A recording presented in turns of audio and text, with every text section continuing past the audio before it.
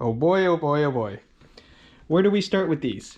Let's take a look at these Navic Street coilovers I just got for my Suzuki Cara. I spent a good amount of time the past couple of days installing these on my car, and the car looks pretty cool with the wheels off, actually. You can see that. But these are the KYB blue shocks I've had on the car when I got it, and I just got these, but I ran into all sorts of problems installing these. I figured this should probably be a separate video. If you were going to buy these shocks, you should probably take a good look at them before you try to install them to save yourself a bunch of work.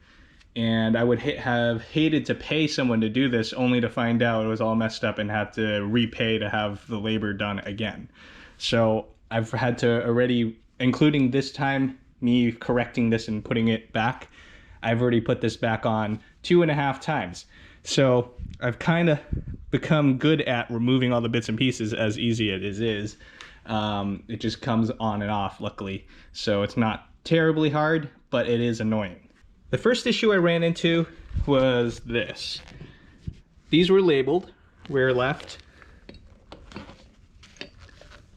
front right, and the other two aren't here because they're still on the car.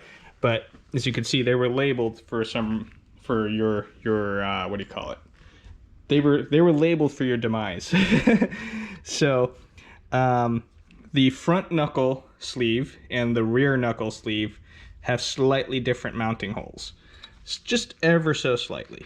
Let me see if I can line them up. You can probably see it.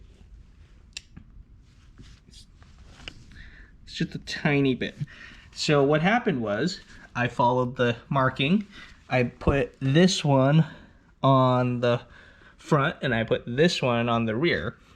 And no, that's not how that works. This part didn't line up. I spent like a good 30 minutes trying to figure out why this wouldn't line up and finagled with it, and then I gave up. So I checked on the Facebook group, and people told me these get assembled wrong from Navic, and you gotta unscrew this and switch them. Okay, all right, no problem. I know this is the rear shock spring, and I know this is the front shock spring. I know this is the front bracket, and I know this is the rear bracket. Now, as far as I understand, this is only mislabeled front and rear. The only thing I want to find out now is I want to double check the shock length, because I mean, they seem almost exactly the same, but just to be safe, I'm gonna remove this, just undo this and remove this sleeve and just put them up side by side to see if they are the same length. I think they're the same length. I hope they're the same length. Then I don't have to keep taking this apart and I could just put everything back in.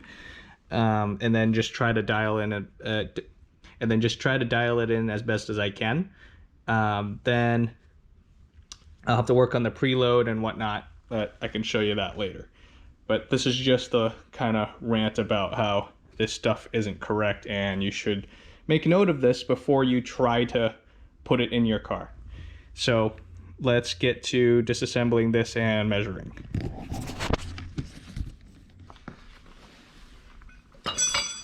Okay, so I got the ring loose, and that should let me unscrew the entire sleeve from the bottom here.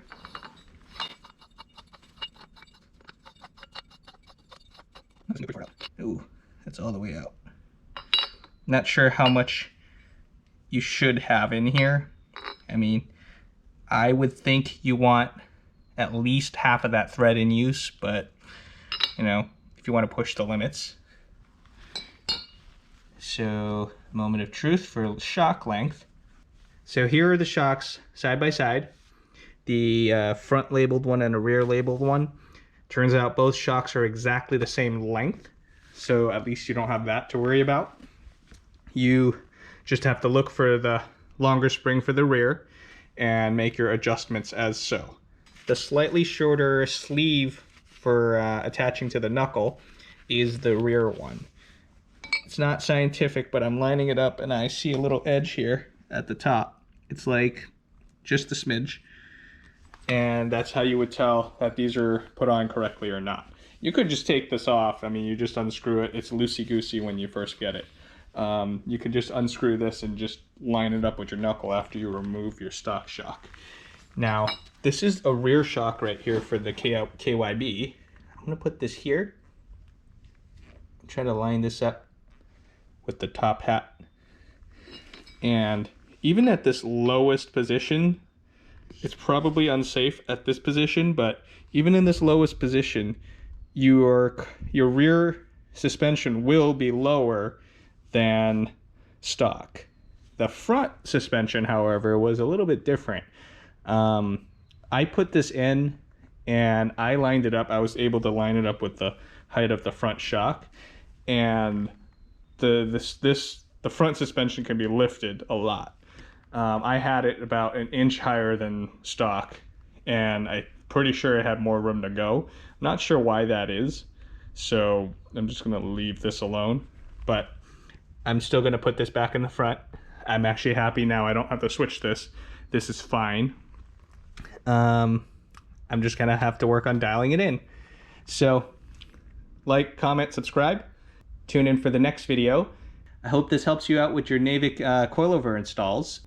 This is what you got to make note of when you first get these coilovers before you install them, and then hopefully this will help you save many hours of time and frustration. All right, see you next time.